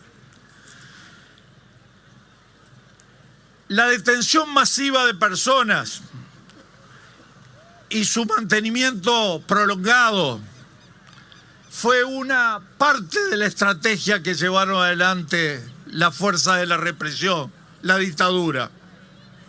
Y así es que no es el penal de Libertad el único lugar que en aquel entonces sirvió para esos fines.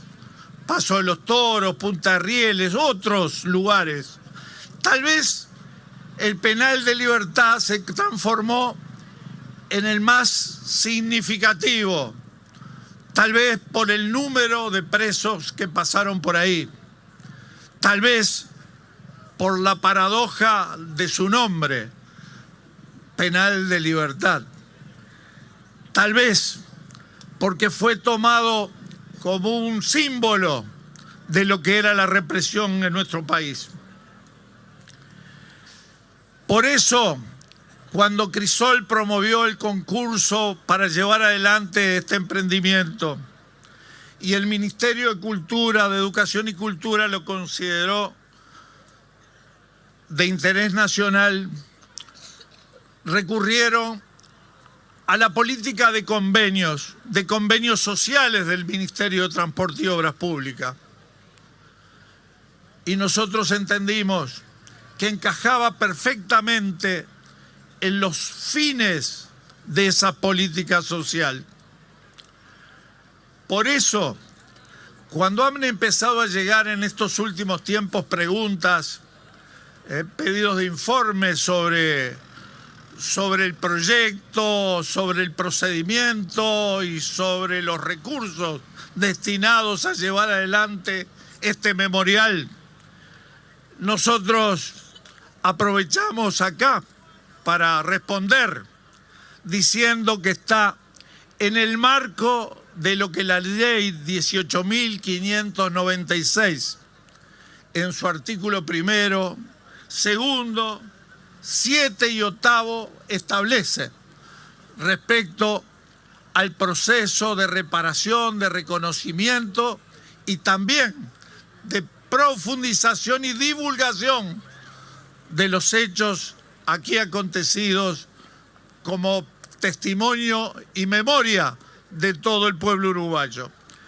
Yo traía acá el proyecto de ley, pero dado el fresquito que está bajando, lo ahorro, porque creo que está claramente expresado en la propia ley que era un cometido y diríamos una obligación del Poder Ejecutivo a través del Ministerio de Transporte y sus políticas sociales de llevar adelante, ayudar a llevar adelante este emprendimiento.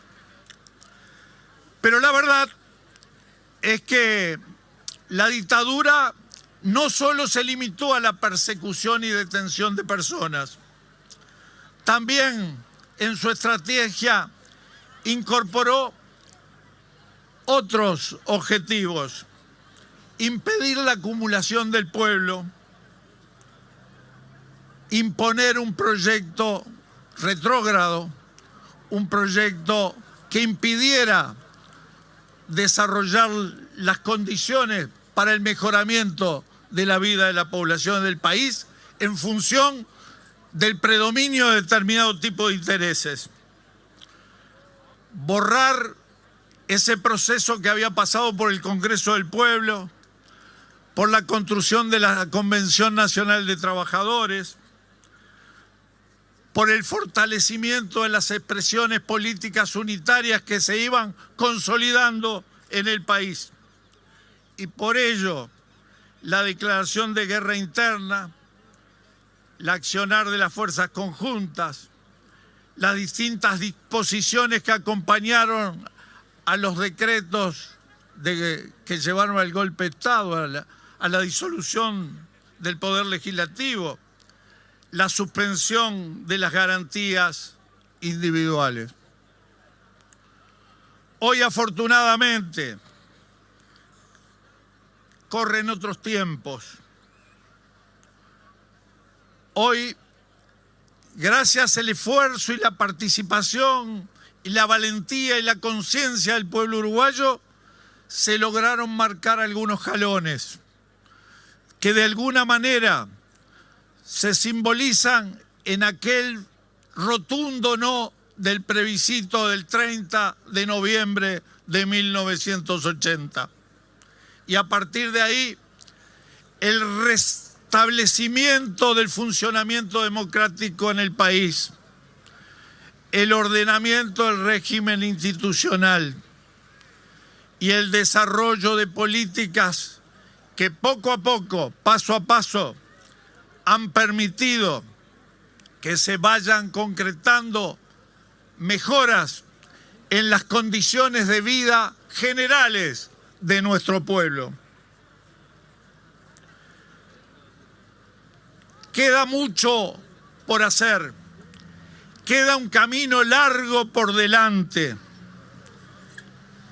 pero como siempre, lo fundamental es ser capaces de cerrar filas, todos los que somos parte de este hermoso pueblo uruguayo, y unirse para no perder de vista lo principal.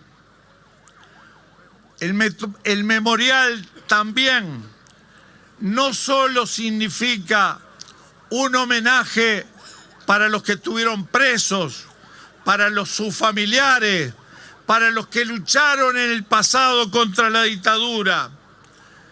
No olvidar lo vivido, tener memoria, seguir insistiendo y luchando por la justicia y por la verdad, pero fundamentalmente no dejarnos confundir para no renunciar a un futuro todavía mejor, a un camino que solo podremos construir con un abrazo muy grande de todo el pueblo uruguayo para poder asegurar ese porvenir.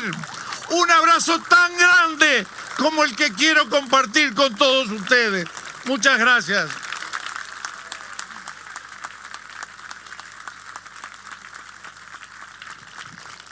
Le agradecemos al ministro Víctor Rossi y ahora le vamos a pedir a la ministra de Educación y Cultura, al ministro Víctor Rossi, al representante de Crisol, al representante de la Comisión Espacio Memorial del Penal de Libertad, los señores ministros, que acompañen a lo que será el descubrimiento de la placa de la memoria.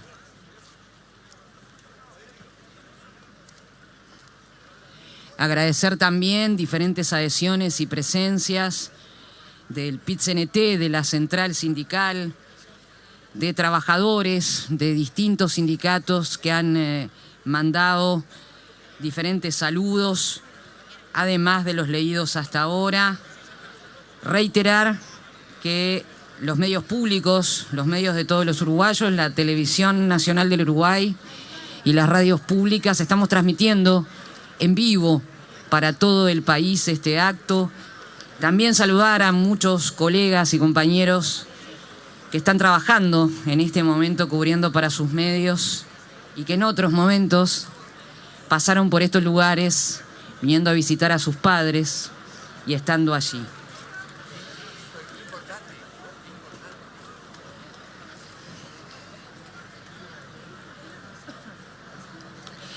Les contamos que después de que lleguen las autoridades hasta donde está esa placa de la memoria, los vamos a invitar a quedarse un rato más porque vamos nuevamente a iluminar el memorial, a hacer una suelta de globos y a quedarnos con el espectáculo del grupo Sonantes para poder cerrar este acto, porque tienen mucha más música para ofrecernos.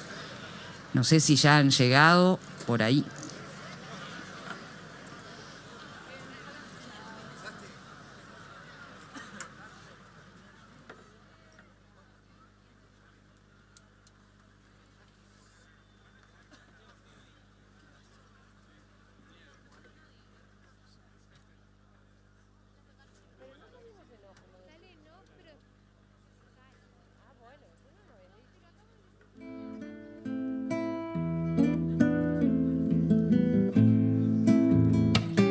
Se está acomodando nuevamente el grupo.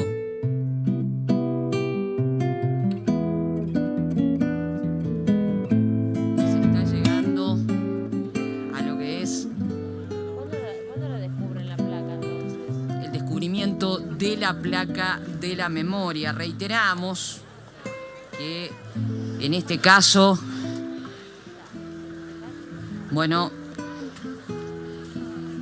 esta obra de los arquitectos Raquel Lestreger, Javier Olascaga, para aquellos que están de repente escuchando y no viendo, es un espacio, un portal entreabierto de concreto de 15 metros de altura que lleva los nombres de todos los presos políticos que pasaron por el penal, que ganaron un concurso de proyectos de memorial que tiene diferentes aspectos para que uno pueda entender por dónde va y qué es lo que se hace, una pequeña mirilla, una ventana, y la idea de los propios arquitectos de que uno pueda pasar por aquí, sentarse, poder reflexionar y también construir desde un lugar eso que necesitamos, que es más verdad, más memoria, más justicia, nunca más terrorismo de Estado.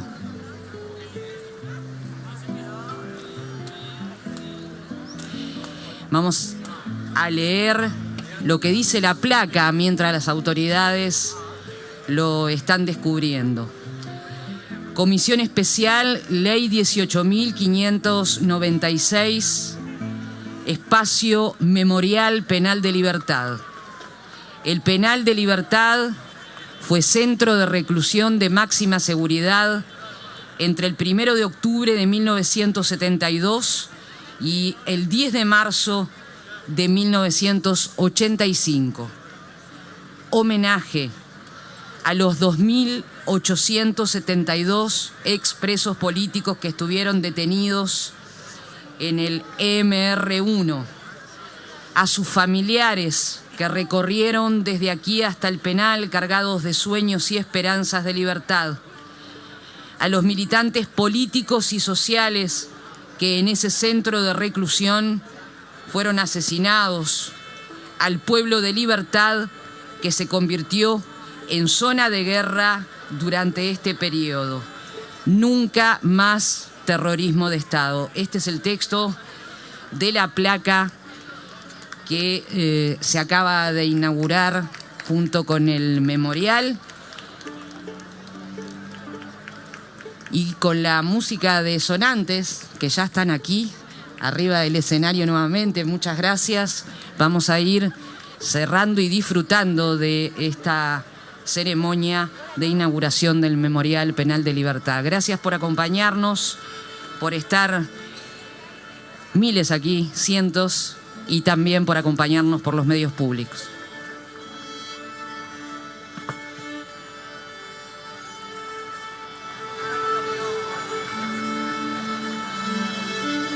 Bueno, este acto por supuesto está finalizando y en esta etapa final de este acto entonces transmitido por la Televisión Pública de Uruguay, por Radio Nacional de Uruguay también, en esta transmisión conjunta especial. Se está descubriendo una placa que está explicando, esa placa existe de este espacio de memoria para explicar este memorial ubicado en la puerta del Penal de Libertad, en lo que es el acceso al Penal de Libertad. Les reiteramos que nos encontramos en la ruta 1, a la altura, con la intersección con la 89, a la altura del kilómetro 52.500. En estos momentos se termina la ceremonia con la suelta de globos blancos detrás del memorial y todos aquellos que quieran llegar hasta acá van a poder acercarse a este espacio de reflexión, de recuerdo, pero también de perspectiva de futuro, y un lugar también en donde los chiquitos van a poder jugar y van a poder, jugando, aprender un poco más de la historia de nuestro país. Ruta 1 entonces, kilómetro 52.500, es el dato entonces para llegar hasta acá, en lo que es el acceso a este Penal de Libertad y este memorial construido para la memoria. Nos vamos con el grupo Sonantes. Sonantes está acompañando el final de la ceremonia. Ahora se va a iluminar este memorial. Cuando pase por la ruta y vea esa luz brillante a la izquierda del camino, puede detenerse. Muchas gracias a todos. Acompañarnos. Gracias, Georgina. Me encantó trabajar contigo. Gracias, Mónica, también. Un gusto.